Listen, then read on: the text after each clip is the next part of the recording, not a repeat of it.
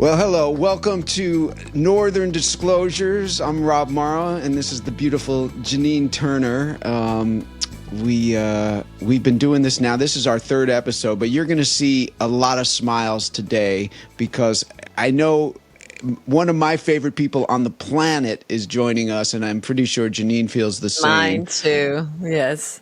And so every episode, we look at a different episode from the show. So now we're up to episode 3, which we're going to talk about and then kind of go wherever. Because when you talk to John Corbett, you never know where the topic's going to go. And that's the fun of it. And how you doing, Janine? You look very adorable with your blonde hair and your groovy glasses. My hair changes like every show, so it'll be a different color next week. Well, I love it. I love the kind of just the wildness of it. It looks really good. Cute. This is my wild look. My curlers didn't have a chance to totally dry look. This is what this is. Well, I like it. Anyway, it's so fun to be with you again, Rob. I'm absolutely loving doing this and to be able to watch these episodes again and to bring in super cast members and to relive this glorious experience. And I thought that Soapy Sanderson was a really good episode. What did you think? I agree. I watched it last night, and it's funny because I think I've said this before, is because of the perspective I have now, I see it differently. I see everyone else. First of all, everyone's so beautiful. And I don't mean that just physically. I mean, there's something, each of the people on the show had a kind of beauty in their soul. And seeing that I can see it from a distance. We had our the daily workings with people. You kind of lose perspective. And so, and I think that was interesting about that show for me was it really set up the Joel Maggie dynamic, how they would come close and then go apart. And every time Joel would give a compliment, he would take it away with some stupid remark or and so would Maggie O'Connell's. It's like, oh wait, we flirted, didn't really mean it. But it was a nice arc, I thought.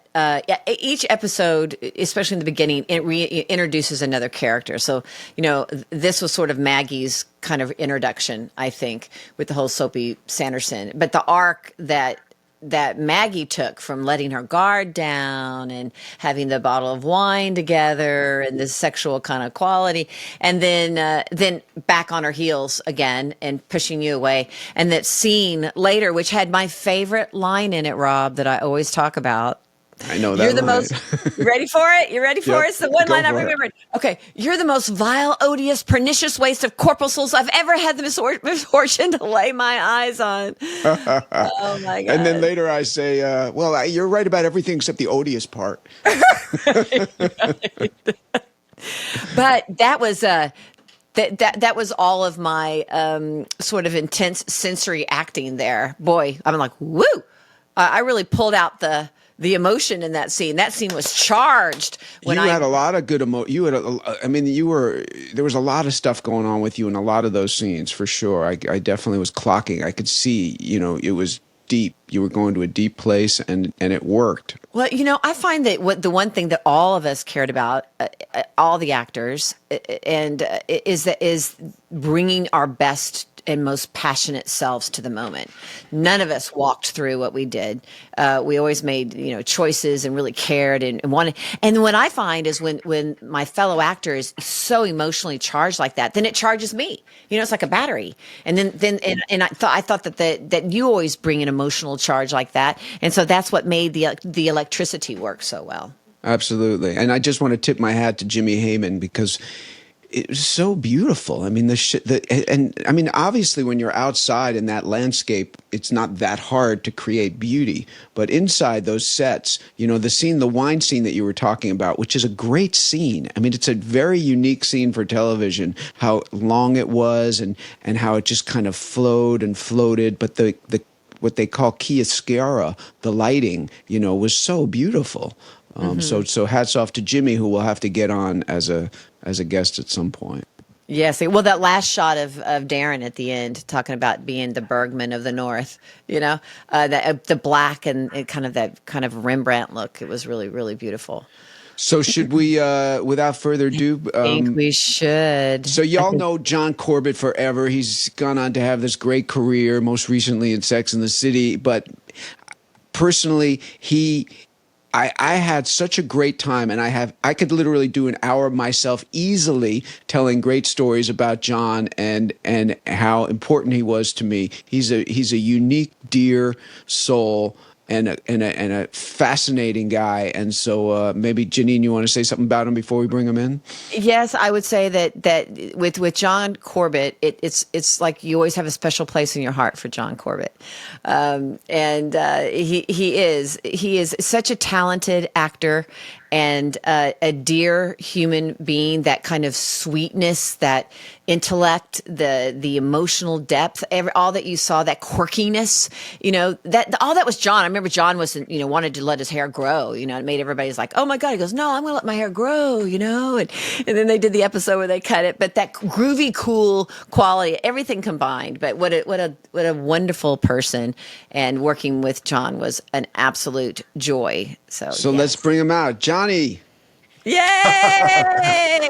I'll shuffle in. I'll shuffle in from up here. Thank you. Thank you for the sweet words, you two. It's so nice to see you. For the audience, we had a little chat right before, so this isn't the first time we're saying hi, but it was just a few minutes long. It's so good to see you guys. I can't believe it. And I was saying it's been 10 years since I've seen Rob in person, and 20 plus for Janine, and it's fun. I'm so happy to, be a part of this. I'm not a guy who does a lot of going back, and I haven't seen these shows since our show ended in '95, and even for a while they played on A&E, and I know. What is it on now? Amazon. They've been on Amazon for a little while, but I didn't. I don't know what it is. I just didn't. It's like having a box of pictures from high school. They're in your garage. You rarely dig them out and go through them, and it's kind of like that for me, because a lot of it's up here. But I discovered in our back and forth that I had to watch Soapy Sanderson. I wasn't even sure what Soapy Sanderson was. I couldn't really remember what that episode was. There's some that were really iconic, the flinging the piano and things like that, or running naked. So when I popped this thing in, I watched it with the wife. I said, I got to watch this thing. Will you check it out with me? I didn't remember most of it. It just was sort of blurry. I didn't remember this director, Stephen Craig. There may be other reasons why it was blurry as well. No.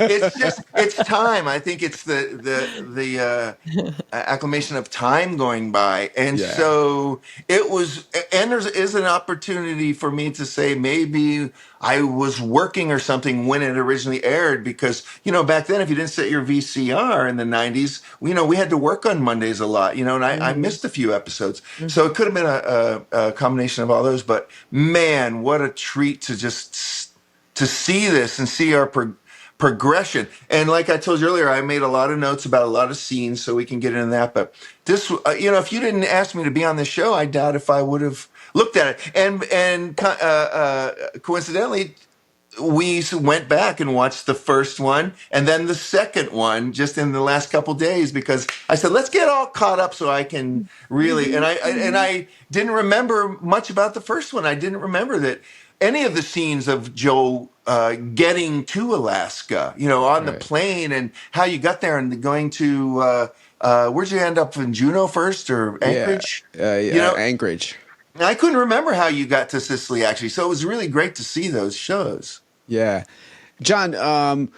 So you've been doing a bunch of other stuff, but do you remember how you got the gig? Like, do you remember what led to you being on the show? And yeah, I was thinking about that.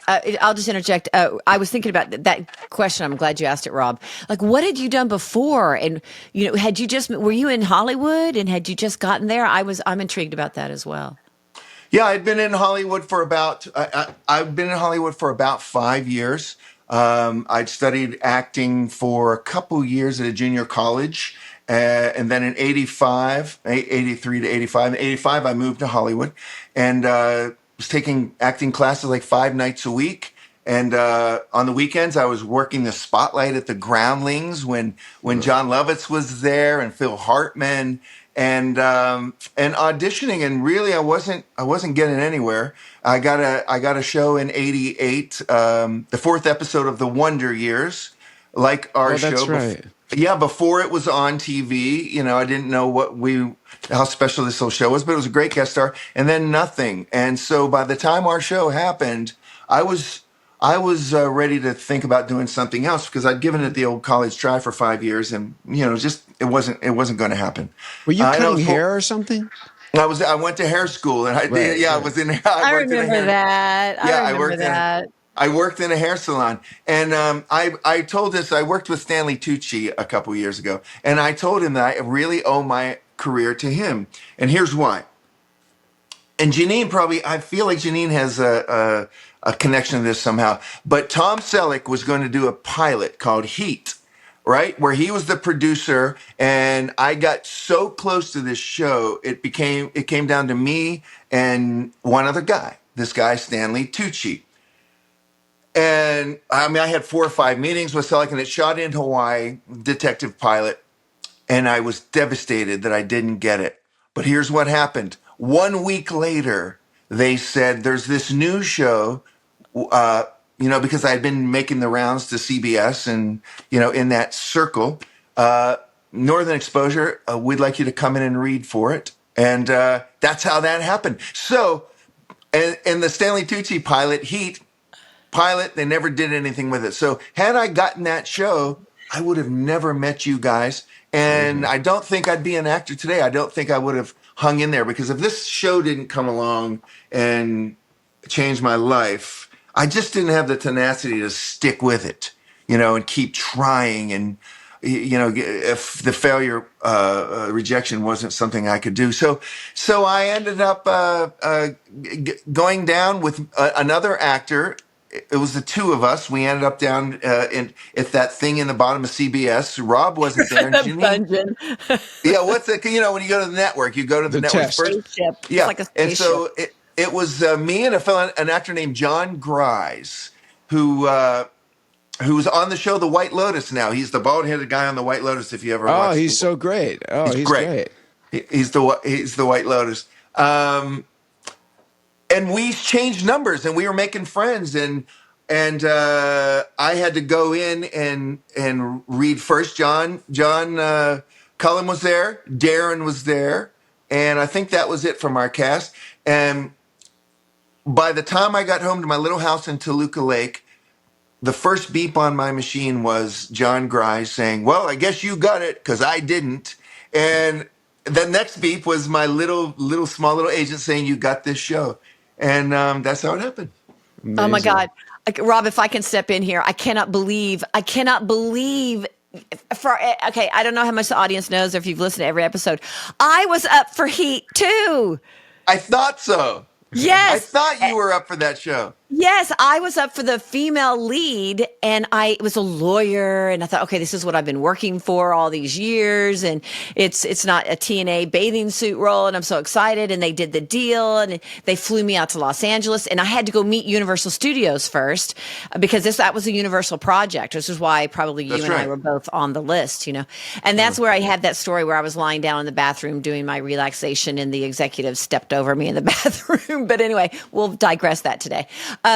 But imagine if we both got that show. I know, because I didn't get it, and I was devastated. And I flew home back to New York City, and I cried, and I was ready to give up. And I remember this little voice, which you can say it's higher power, God, whatever, it said, "Don't let anybody put out your flame." Because I was at rock bottom. And I always tell that story about the Tom Selleck pilot with Stanley Tucci, because if it wasn't even picked up, it never made it to network. And look, you and I had the wherewithal to show up for that one last audition for Northern Exposure, and it changed everything. But I cannot believe you and I were both up for Heat. I didn't even remember the name of it. So, John, that's amazing. I mean, it's wild. That you both were there, and then that's what led. If you weren't up for that show as well, you wouldn't have been on this show, which is wild. Mm-hmm. John, what do you remember from showing up. We've talked a couple times about that first read through, which is, I guess, where we all met. I mean, I met Janine before, but I remember going to dinner. The three of us, Matt and Odella, took us to dinner at one of those kind of northwestern, seafood places. I don't know if it was before the reading or after, but it was just, for some reason, just the three of us. You guys remember that? I do. Yeah, I have some Me? pictures from it. I went? had my little Did I camera. go? You did, yeah, because Yeah. absolutely.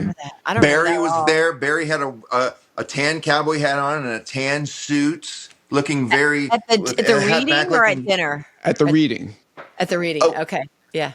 yeah, yeah. I do remember. I remember on the plane ride up from L.A. that Barry was sitting in the very first seat, and I was right behind him, and I could hear him talking. He's like, "Oh, hey, how's everybody doing?" And I thought, "Oh man, that's the guy from War Games." I had no idea that he was coming to do our show. I just thought, man, I love that guy, and I didn't put two and two together. And it wasn't until we got to that first reading, it's like, that's the guy. But I remember you being. It's funny the things that come back. I remember how enthusiastic you were after the reading. I don't think not before, but after, you were jazzed. You knew we had something cool. Yeah. Well, listen, so what I did for those 5 years also was a lot of extra work. I mean, I was on every set you can imagine.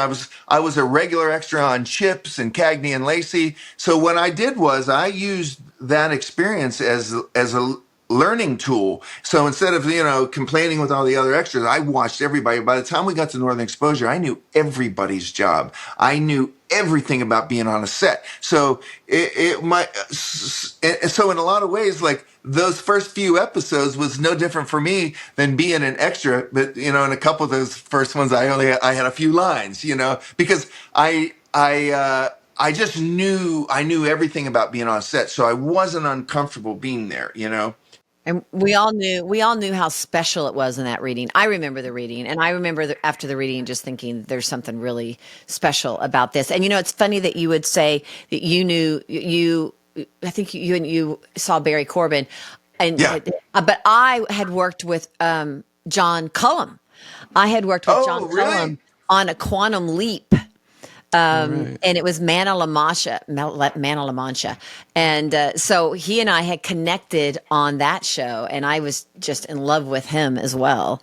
And so it was fun that I could see him again. I actually knew him when we got there. What did you, John?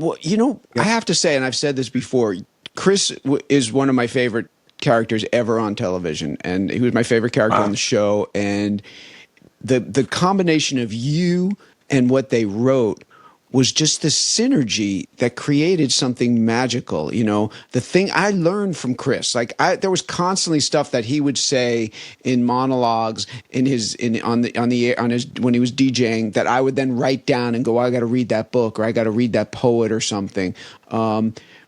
When you first started kind of working on the character, what was your first, because he, as you said, at the first couple episodes, the second episode, we get a sense of who he is, but he grew. Yeah. What was your initial kind of feelings and thoughts about it? It's funny, after that first reading for the network brass, and I was out in the parking lot at CBS talking to John Grise, saying goodbye, and I rode my motorcycle there because I lived in Toluca Lake, and that was the easiest way for me to always get around. And so when we got to the set, Josh Brand said, "Hey, I saw you in the parking lot when we were leaving by your motorcycle," and he said, "And you were putting a headband on," because this was before wearing helmets, right? This is the 90s, so I didn't wear. And he goes, "It looked great." He goes, "Anytime you want to wear that, you can go ahead and put that on. You look good in it." And so that's how I started wearing the headbands. But the funny thing is, with Catherine Bentley, when we started talking about the clothes, she R.I.P., said, rest in peace. Rest in peace. I know. Barry Corbin. We talk about 4 times a year, Barry and I. And he told me that Catherine went to her big reward in the sky. Yeah. What I think your character was, John, and that's so cool to know about the headband story, because I was. But here's where I was going to finish. Yeah. Catherine Yeah. said, "Hey, bring your clothes." So in my first season, almost every item of clothing I wore was my own. I brought all my own shirts and necklaces and all that. So I was really like, hey, I'm just kind of memorizing some lines and being myself in a weird way. You know what I mean? It was strange. Right. Yeah. I just had this thought that your character, John, was sort of the Plato, the philosopher, the depth of soul, and everyone who sat by you in episode 3, even with Soapy Sanderson, Fleischman goes to speak to Corbett, like, what am I going to do about this O'Connell? What am I going to do about this situation? And you gave him advice. Everybody was going to your character for advice. And I think that was the greatness of the writing with your character was that they could, talk about Freud or Jung or Walt Whitman, or that was their sort of megaphone, ironically, right? For this kind of, intellectual stimulation that you really didn't see on other shows, this kind of and the quirkiness and all those records. I mean, it was also the opportunity to bring in the music. And in episode 3, that quirky, bluegrass country music that was brought in.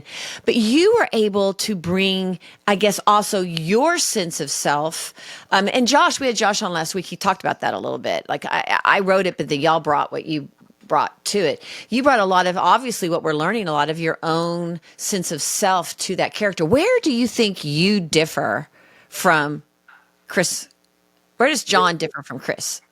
Not a lot, but you just said something that made me think of, Rob's character, Dr. Fleischman. If you think about Fleischman, he didn't really have another man on the show that he could kind of connect with. He wasn't going to connect, like a friend with Darren or Holling, really, or Maurice. And so that scene in particular in the radio station, when we're sitting there, we're just kind of a couple guys talking. I think that set up our relationship throughout the thing. I don't ever remember us having an adversarial relationship or having a hurdle that we had to cross. I feel like I was always kind of a consigliere for Dr. Joe Fleischman. And I don't feel like there was another guy on there that you sort of could relate to.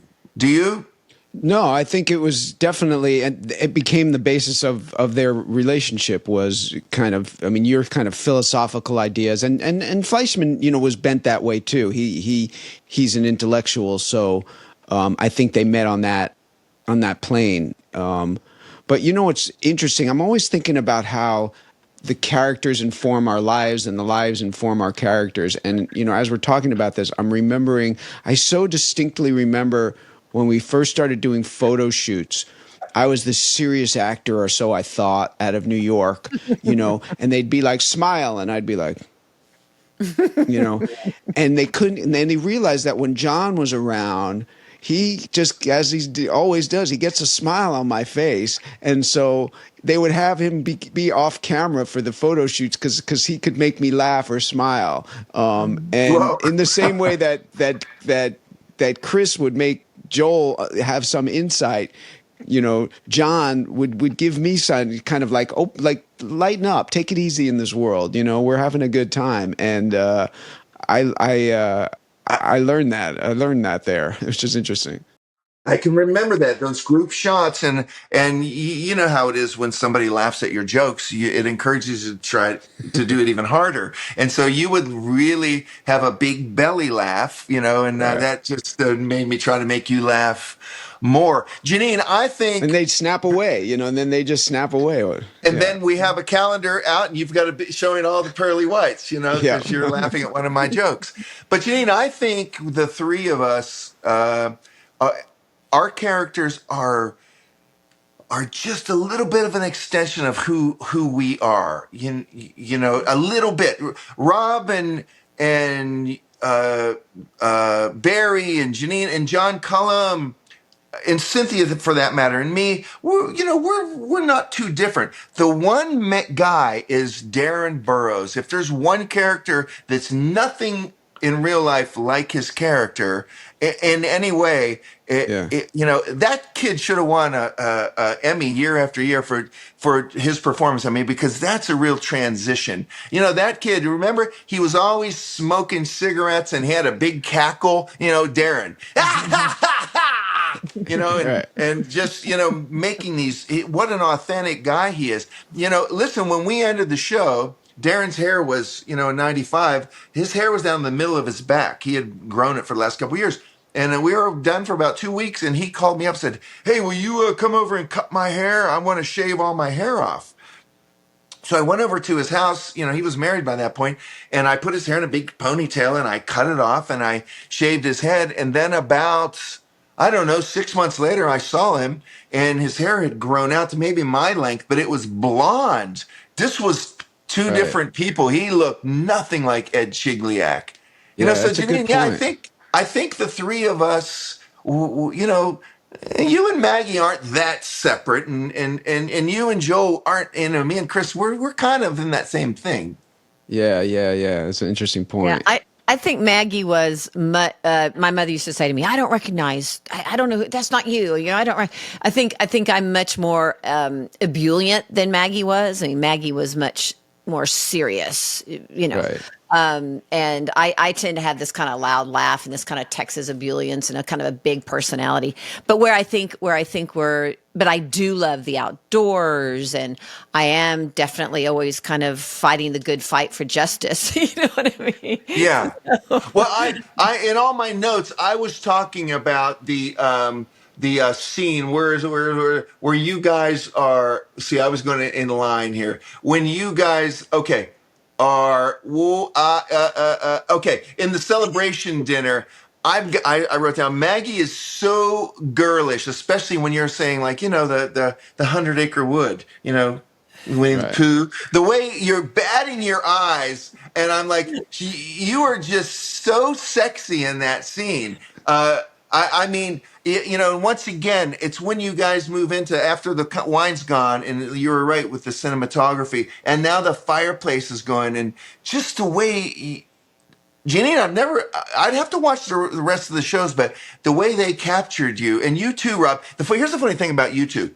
You're very similar in height. Back then, you had the same color hair. Your profiles are damn near the same with these sharp noses. And when you're side to side, it's almost like a mirror image of Interesting. the two of you. But Janine, you are just laying it on so sexy in that scene with your little pauses, and you're ready to leave, and Rob's trying to explain himself, and you're like, "Oh, you're not? I am? Oh, I've never seen you." For some reason, for the rest of the episodes, I remember you always having a little border up against until later when, you two are together. But for the first couple seasons, that's the sexiest and girlish I've seen you. Yeah, it's very sultry. That whole sequence was very sultry. Yeah, it was fun. I loved it, especially that episode because there were so many different elements they allowed Maggie to have. You saw a lot of different colors in that episode, between the defiance at the end and the emotional heartache and the kind of depth of spirit, but you also saw that kind of sensuousness and the girliness, and yeah, they did sort of put that in the back burner a lot because they didn't want Fleischman and I to kind of culminate our relationship too soon, so it always had to be kind of this facade of our attraction to keep the energy going. Hey, now the show's called Soapy Sanderson, and I wanted to talk because I looked this up because I didn't know. But right off the bat, I'm thinking this actor who's playing Soapy, and his name was John McCleam, right? And here's the weirdest part of the whole thing. I am now at the age that he was when he played Soapy Sanderson. We thought he was so old.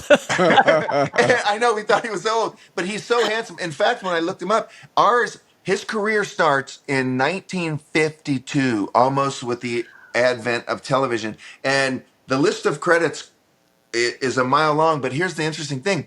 Ours is the second to last credit, and then he died just a couple years after he shot it. So ours was the second to last credit. But this guy was so present. I hate to see him be gone because I think he would have been a great addition to the show. I mean, when Joel says, like, I want you to go home and think about his laugh when you guys are bickering off camera, great. and he's got this profile. Yeah. that's hard stuff to do. That's a veteran actor right there. But when you say you got to think about the future, and he goes, his eyes light up and he goes, I'm going to do that. But then he gets real sinister and he says, but you've got to promise to do the same. And it's just a flash for a second. You know what I mean? And God, I wanted that guy to be in the show. He was great. More. What do you like when you look at Chris, in that episode? Was there stuff you like or dislike, or stuff that surprised you about what was going on with him? What's your? Because you said you didn't watch. I recently, for a project, watched every episode, so I've kind of reminded of what the show was, and it's a trip.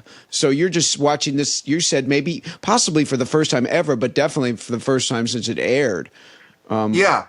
Well, the thing is that by that time, I'd done tons of scenes. I'd done 7 or 8 plays. I felt like I was a lot of people, because I had only done the one thing, thought I was a bit of a rube who just rode in off the turnip truck and who didn't know what he was doing. And a lot of it was a happy accident, but most of it was pre-planned, and then, the old acting thing where you sort of throw it away.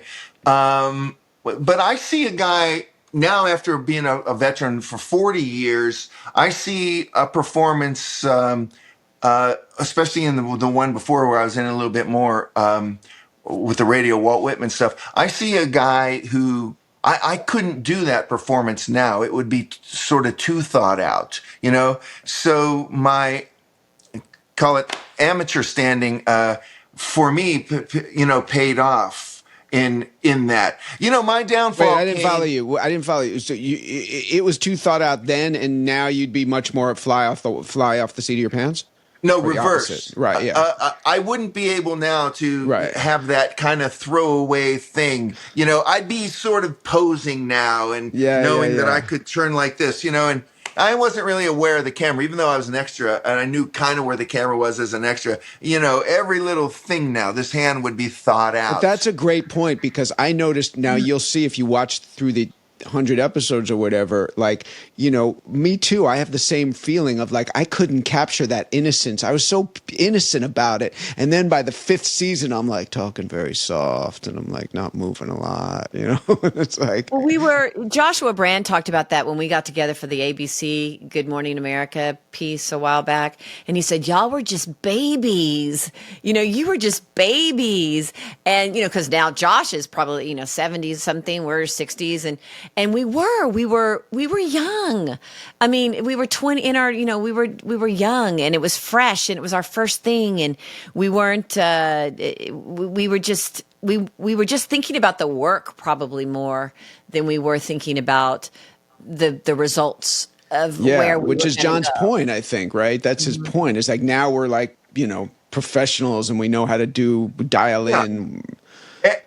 And especially those first, anybody who's going to watch these first bunch of episodes, don't forget we didn't know what the show was because we hadn't seen the show. I remember not even knowing, is this supposed to be kind of funny? Is it a drama? Because it's, shot in a couple minute increments. We haven't seen anything linked together yet. We haven't seen scenes. I don't remember. There was no playback for us. So, we didn't know what the show was by Soapy Sanderson. It's just and I wasn't around for the first one. And even though I'm sort of talked about in the second one, I had a couple scenes. I had a scene with you by the lake and really one with Maurice. So I was by this one, and I'm not in this one a lot. It's so funny in this one too, because I have this memory of, they wanted me around always whenever there was some action out in town. So, for the people that are watching, we had to drive 2 hours from Seattle to hit this little town that became Sicily, which was really called Roslyn. And so I saw this in this episode because in my mind, it's like, man, I used to walk around in the bar while scenes were happening and go behind the bar and pour drinks. Less so as the episodes went on, but in this one in particular, when you're sitting in the brick, there I go in the back. I'm back there where Holling would be, and I'm serving drinks and I'm being an extra. And then when that film crew shows up out in Roslyn, they do this walk and walk by in town, and you barely see the radio station because it's up above and they're down below. But there I am sitting in the radio station for this walk and talk. It's like I used to have to drive all the way out there to just be I an extra to remember. sit in the radio station without complaints. It's like No, I and was you were happy to be amazing. there. You were always a jovial presence. You never complained. And what's a real testament to you and to the character is how I don't think they necessarily knew how important he became. I mean, certainly a fan favorite, but I don't think they realized that. And so as you started to inhabit that character, they started to write for you. And then eventually, it was significant stuff always. Even though you were in like a tiny speck in the background of that, it was the music they were playing, right? And so they needed to know that your presence was kind of in there because they were going to play some great music underneath it, and you represented the music of the town. And so I think that that's one of the reasons you probably had to be there for that, because all that underlying music was just so wonderful, including in this particular episode, especially when Soapy dies. He leaves his collection of bluegrass country music, and that gave them the opportunity to play all of these great old 1950s, 60s country songs. And that scene, Rob, that you have in the brick where Shelley's finally being introduced as well, Genius, Yeah, genius. she was so great. And then you're like, can you turn it down a little more, a little more, Yeah. a little more, a little more, and then until it's off. And you're like, great. And the great thing was the innocence of all of our characters, because Shelley's like, oh, okay. She didn't say, well, really, we need to have some music. She just, you want it off? Oh, yeah, okay. And then she wanders off. But you were the conduit, John, I think, for your character for the philosophy, for the genius, the music, and the kind of the sounding board. As I say, you were sort of the Plato of the character. But talk to us a little bit about, and then I want to talk about that film crew. You talked about the film crew coming in, which was a great. One of the things I think the show had was we had so many layers. As the actors, we had so many layers, but the writing had so many layers. And here you've got this obvious storyline of Fleischman and O'Connell and the kind of everything they're going through with this particular episode of their sexuality and their parlance and their disagreements. But then on top of that, you've got this film crew coming in, which was hilarious. Get a shot of the dirt. Is this real dirt? What kind of dirt is this? And and Darren Ed says, wet. You know what I mean? And get a shot of the dirt. But that was one of the fun things that could, and then that they could add to the whole show. And they're filming when you and I, Rob, are having that moment. You're the most vile, odious, pernicious waste of corpuscles I've ever had the misfortune to lay my eyes on. That scene. And when I walk out and close the door, and then Darren goes, wow, that was great. Because they got the footage. They got the Did you live get that? footage. He says. Yeah, That's very important, this episode, because it's Darren's origin story, I think, for where he's going to discover. He says it at the end, my life will never be the same. I'll never look at things the same again. But from this film crew showing up, and he says, like, oh, it's not that small. His delivery, I won't try to do it, but we're going to get a video store. But from his very first hanging out with these guys, saying like, what? His first inkling is like, well, why are you using natural light, right? And he, and the fella, the cameraman, I can't remember his character's name, tells him why. And so at one point, because it's real, I think he says something like that, right? So when she's shooting the moose, when he's shooting the moose and says those eyes blink, and he says not anymore, they cut away, and he says, this is very interesting. Can I tag along with you guys?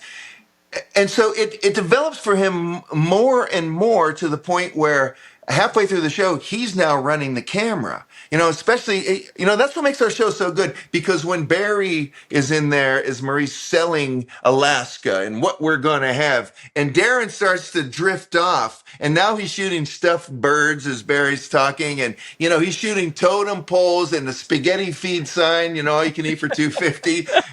It's really like, it's genius stuff, because he's heard this pitch from Maurice for a decade now, so that's completely boring to him. And, Speaking of that moose, why do I have a memory I don't know why, if I was there or not, but of you taking a bunch of stuff and throwing it over the fence outside the studio where there was a graveyard, stuff that you were going to take home. It was only one thing. That guy there. Which guy? Show us. That guy. Wait, keep going. Keep going. Keep going. Oh, yeah. Yeah, that guy.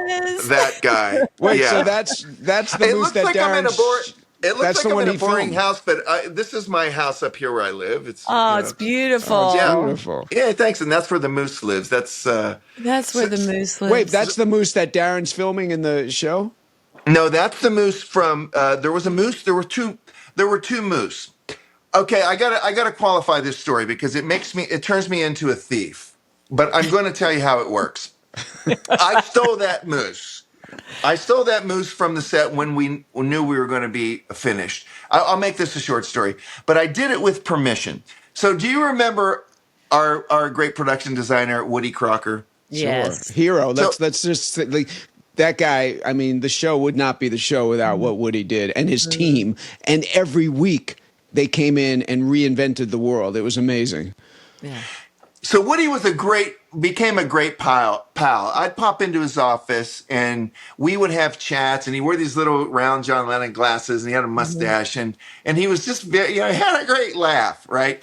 And so as the show was ending, we had two sets. We had the Roslyn set where Chris's radio station was, and we had a set on the stage so that sometimes they could shoot me talking in close up and you wouldn't necessarily need to see outside. So as the show was ending, I said to Woody, I said, "Hey, Woody, I sure would like to take that radio station and the mic and the on-air sign, as just a memento." And he goes, "Well, I don't know who else deserves to have it but you." And I said, "So if I take that thing, am I going to get in trouble?" He goes, "I haven't seen anything."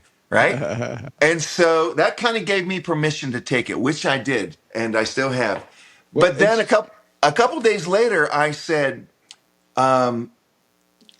"Woody, there's that big moose head. There was a moose head in the bar, and then there was one as soon as you entered Maurice's cabin over on that set we had. As soon as you entered his cabin, it was to the left." And I said, "There's that big moose head in Maurice's cabin that would sure look good in my house. This is my Seattle house." And he goes, "That's going to be a hard one to get out. You'd have to be sneaky." And I said, "I'm kind of sneaky." He said, once again, he goes, "I haven't seen a thing."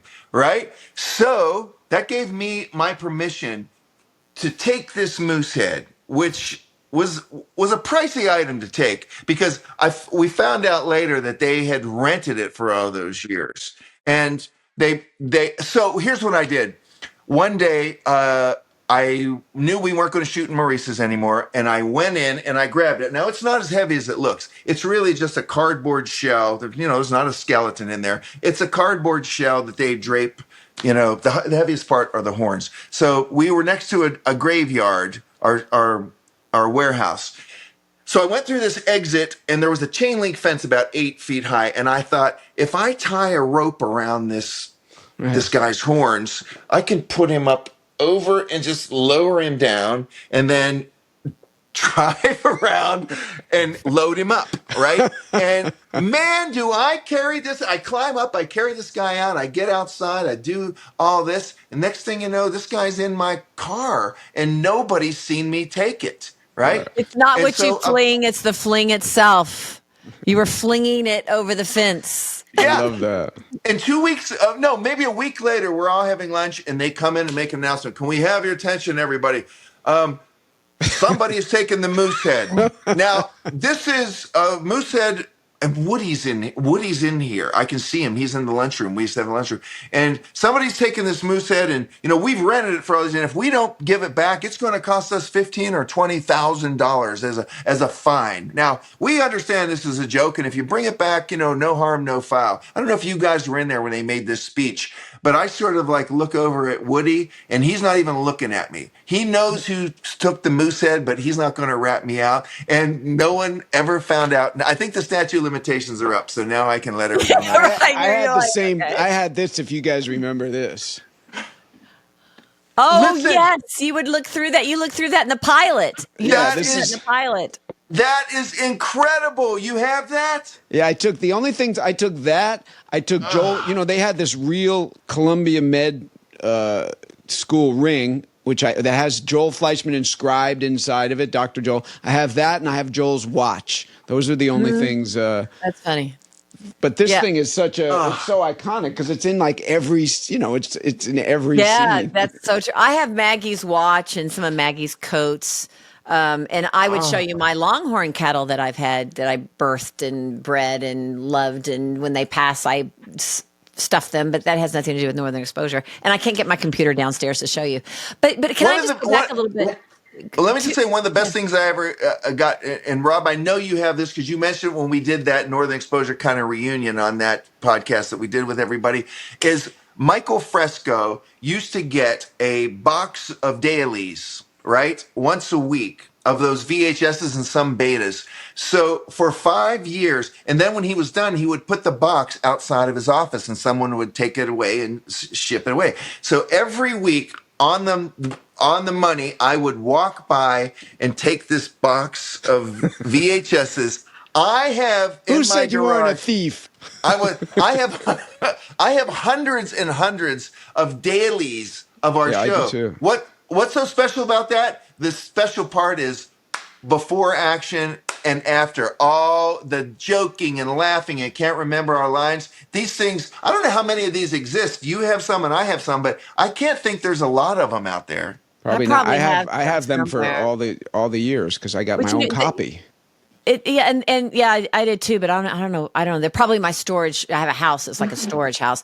But those were some of the greatest moments. I remember we would be working at 2 a.m. or something. You know, we worked such long hours, and we would get slap happy, and we would be at the Hollings Bar filming a scene, and we would just laugh and laugh, and we would have these amazing moments that I felt should have been kept in the show. You know, but they rarely did. They were rarely in the show. You know, Right.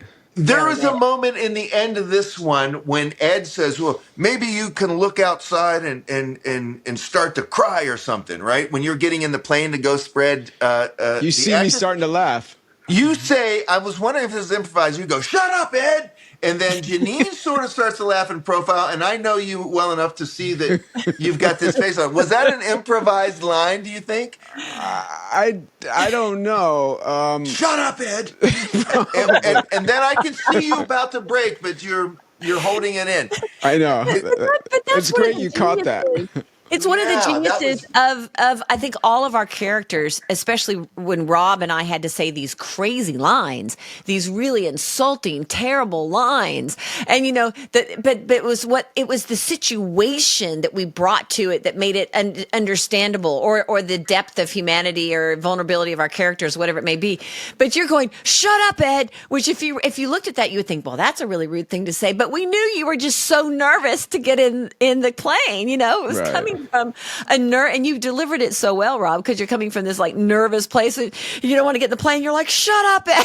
It was. And we all love the remains flying on the Big Lebowski, but that's years later. I think this might have been the first where human remains get flung into people's mouths. Back into our mouths. I know. And they didn't overdo it. It would have it's been the way to perfect. go is just like, load you guys up with it. But they were just coming in enough to do this. That's the humor. That's the humor of the show. The show had intelligence. The show had drama. The show had comedy. And it was this little bit of humor. Like, I just want to go back. Karen Hall wrote this episode and really did a beautiful job, I think, with this episode.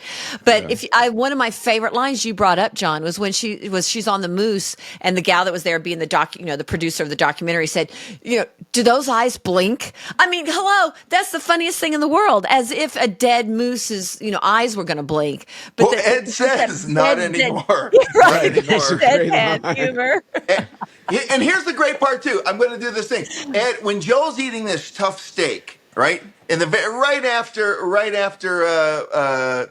he tells Soapy to go home and think about the future. He's eating this tough steak, and Ed comes in and sits down next to you. But Ed's probably doesn't earn enough money to eat in a restaurant, and he's a little skinny. He looks hungry because all he does is watches you, cut this steak when he's telling you that Soapy wants you to come do a dirty deed, and he licks his lips at one point. He's watching you cut the scene, and he goes, like this. And it's really hilarious. And then Joel, says to about one of his patients, he's, you go off this thing and you go like, yeah, now I got to go do a dirty deed for some old geezer. You know what I mean? And like those little things really make me laugh. Just like when Marilyn says, Chief, Tatanka's here with his accountant and his friend Fred, right? So this guy Fred comes in the office. He's just his friend Fred.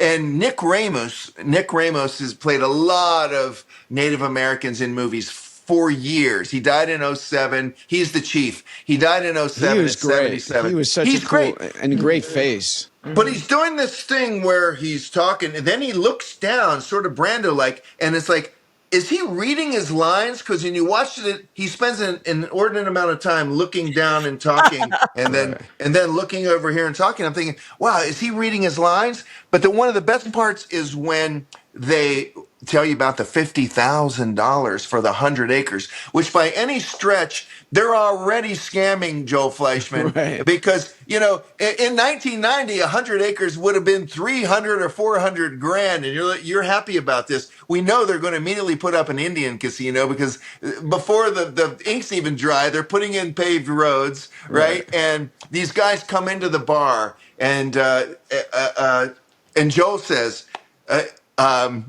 well, I don't usually conduct business in a bar. And he says, well, we thought you'd be in a hurry to get the money in your hands. And so at that exact moment, the film crew shows up and Joel says, hey, I'm conducting business here. And it's just like those That was the layers. Those were the layers. Yeah. And the like fact, all of a sudden the film crew's right there while Joel's taking money from them. that's the quirkiness. That's the quirkiness. The fact that it could be so intelligent, so philosophical, and so quirky at the same time. But the juxtaposition of the Native Americans coming in and saying it was our land, it was our land. And you think, oh yeah, it's their land. They're going to want to preserve it. And they're like, no, they just want to drill for oil. They're putting a casino up immediately. You're right. The contradictions. That's what's great because they weren't precious with any characters. Now there'd be so many PC corrections of things you couldn't say because you didn't want to offend this one or that one. But they were willing to be, as long as it was truthful behavior. Or funny. Well, and as Josh said last week, nothing was malicious because that's the greatest thing he said. John, listen to this. Josh said you could kill someone you could murder someone, you could steal, you could take someone's wife, you could do anything on that show, any of the characters in that town, as long as there was no malice. Right?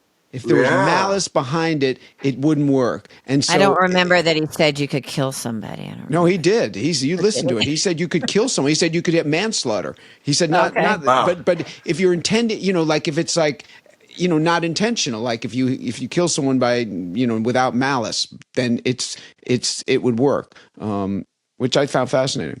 How was it doing? I think the listeners will be interested in this. How was it always being in that studio without other actors?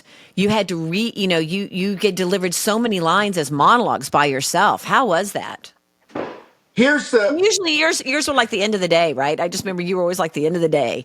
That's right. You would be coming in at 11 o'clock at night and stuff. Right. And one takes. Here's where my life changed. And it changed the way I work to this day. I shouldn't admit this, and I should keep the mystery. But about the second season, so it worked out like this. So they would generally shoot maybe 4 monologues that they could pepper throughout the show, but 2 generally got cut. So I'd do all this work, and I'd work for days and days on these monologues because sometimes they were a page long or even longer, and I always knew like 2 of these were going to get cut because if the show was short, they could pop me in somewhere with a random thing. And they never used one from episode 7 and episode 13. I always thought that was odd. But one time, and it might have been Jim Charleston, our first AD, he said, I was shooting one of these monologues, and he came up and said, listen, it would really help us out. I think we had the next week's show, and he said, if we could do a costume change on you, and you could do another monologue from that show. I said, man, I haven't even looked at that. He said, is there any way? And I said, there's absolutely no way. And he said, he said, take a look at this and just see, man. He gave it to me. It was like a page long. So I sat down and I memorized this thing in about 13 minutes, right? I couldn't believe I did it. Action, and I did it, right? Because I used to do these monologues, and then, as we know from actors, I couldn't sleep all night because I'd be learning it the next day, and then I couldn't sleep because my mind wouldn't shut off. And I went, holy hell. And guess what happened? I never, ever, ever memorized another monologue, except when I got into work in the morning. It changed my life, because here's what I started doing, and I still do it to this day, because we never really had big table reads for each show, right? No. They would just give us a script and go, here's your next thing. So here's what I started doing. I would show up for work in the morning. I never read another script. Sorry, writers. These are great shows. But I never read another script, and I would show up in the morning, and I would treat every scene as if it was a little one-act play. I wouldn't know what the show was about. I would just know that the scene, I'm talking to Joel right now, right? Or I'm talking to Maggie about something that doesn't work in her life, or whatever it was.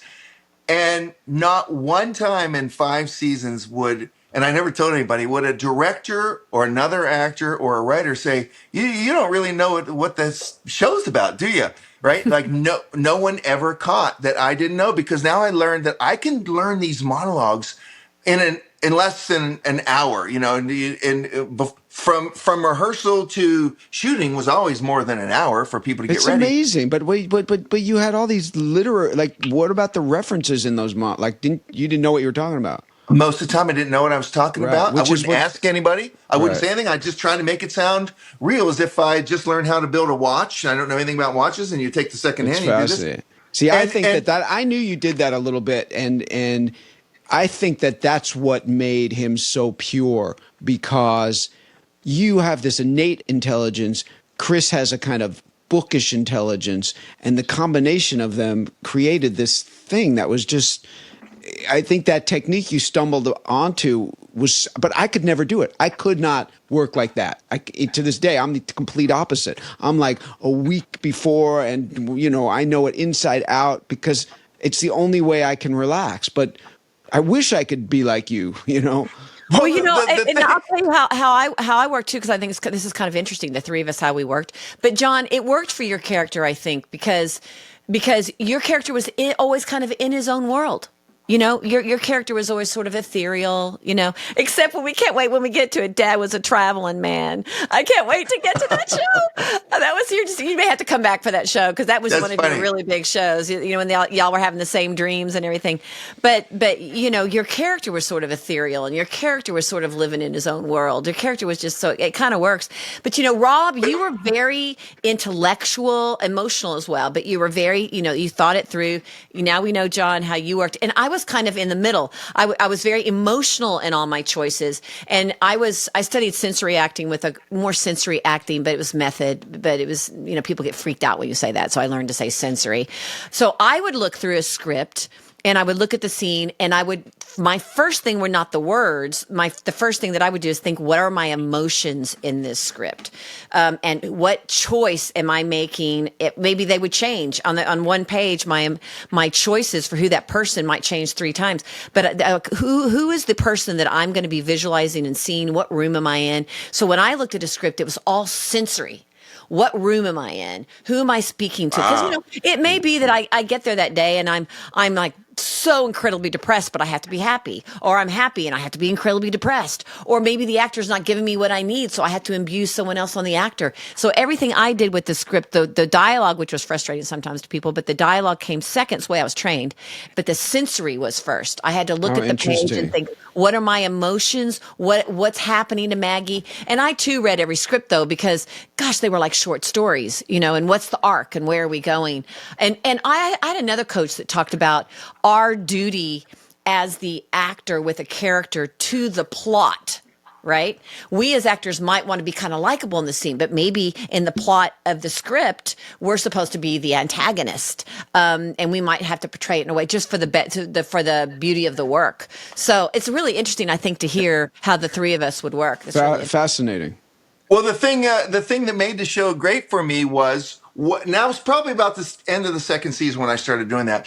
When the show would come on Monday nights, and if I was home and wasn't working, I would have around 9:30. I'd crack a couple beers, and I would watch a show with the freshest eyes in the world because I had no idea what I was going to see. And I just remember, and I would always call my mom right after the show was over at 11 to say, "Did you see the show?" But I remember always being so excited because I didn't know what this episode was going to be about because I hadn't read it. And it didn't matter what, Rob and Janine were doing because I wasn't in those scenes. But when I showed up at work in the morning, I'd say, "What are we doing today?" And, and whatever it was, you guys would never know that I didn't know what was happening. And I love that little mystery of it.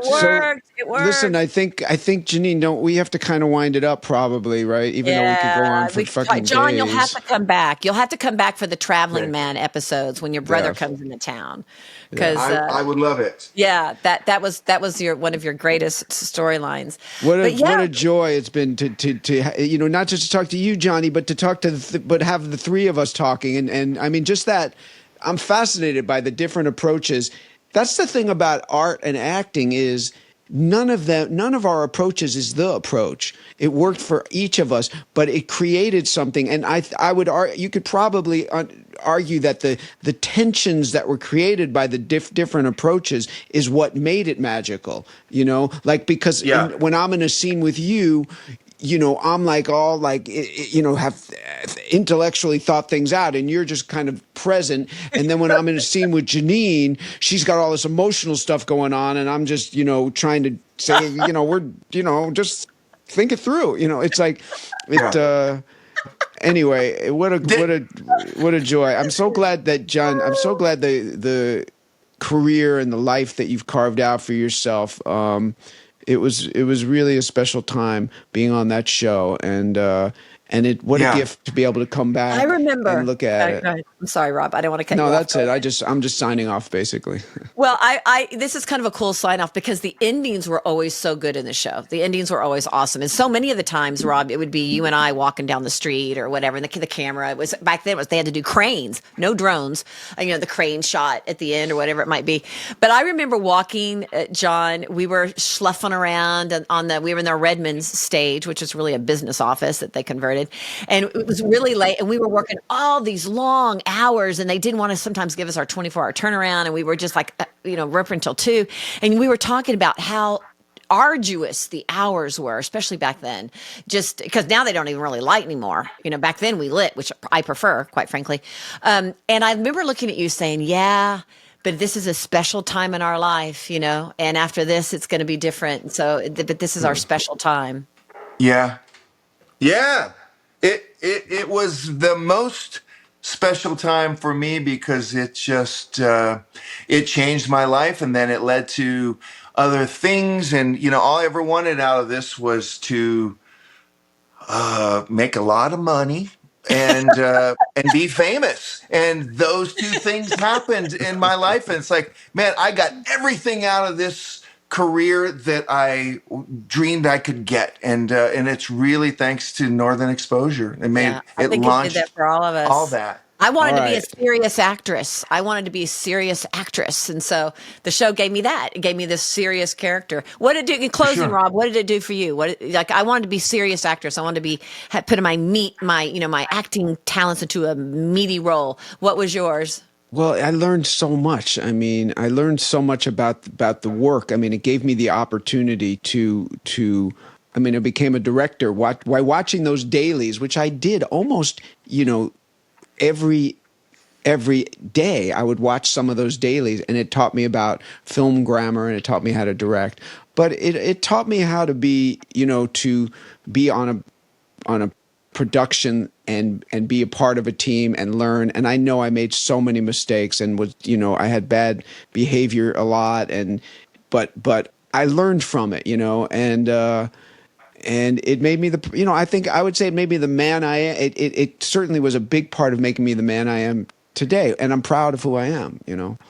Yes. And I just want to cap that. Want to cap that with one thing, which I didn't say. You two, even though I was watching Cagney and Lacey, I wasn't hanging out with Cagney and Lacey when I was doing it. So when I got there and I watched you two, because you two were the undeniable stars of it, I learned so much about being on a set, how to treat a crew, how to be professional. From watching you two, especially in the very early when I would just be there just watching. Those were days when even if you didn't have to work, you'd come to work because Yes, we all lived in this little compound, and it was a couple miles to come to work. And I would just watch you two and see the in betweens and how you were talking to script supervisors, and I was very intimidated to talk to. To me, Josh Brand was the smartest guy I'd ever met in my life up to that point, and I didn't have a whole lot to say to him. And just to watch how you guys talk to people, it was like I learned a lot from that. We all learned a lot. That's a good place to leave it. It was like an acting troupe. We were an acting troupe. It was like we were like a traveling in the olden days when the actors in theater would travel together, to the day, and they just got, and we were an oiled machine after a while and we all had to live in the same city. I will close with this. The fact that we weren't in LA, we'll talk more and more about the pros and cons of not being in LA. But one of the great things about the fact that we did not film in LA was just the camaraderie that we had, that we were all sort of fish out of water in a new place. So, Janine, we should say next week we have Barry Corbin. Yeah, that'll be fun. Next week, John, you might have to come just to be with us, right? We'll have 4 You're of us. going to love it. I talked to Barry, like I said, a lot. That guy has not lost a step. I mean, he's as vibrant as he was. Here's the crazy part. I'm going to turn 64 in a couple days. When we were doing Northern Exposure, I was hanging out with Barry the first couple episodes, and he said, "Well, I got a big birthday coming up next week." And I go, "Oh, yeah?" I was 27. I go, "Yeah." He goes, "Yep, going to be 50. Oh, shit. Oh, God. I thought of him as such an old guy back then. We're all in our 90 more. 60s. We're all in our 60s. Yeah. I know. The other day, my brother said, I said, I'm midlife. And my brother said, "Oh, we're way past midlife." You know what I mean? Well, thanks again, John. We're going to close out. It's been fun. So, thank you. Love you, John. Love you, John. I love it. Thank you. Love you. All And right, Rob, you guys. fun as always, Rob. And Rob, thank you, everyone, for listening to the reminiscences about Northern Northern Exposure on Northern Disclosure. And thank you, and signing off for Connell and Fleischman. Well, maybe it should probably be Fleischman O'Connell, I think. I think so. In your dreams, Fleischman.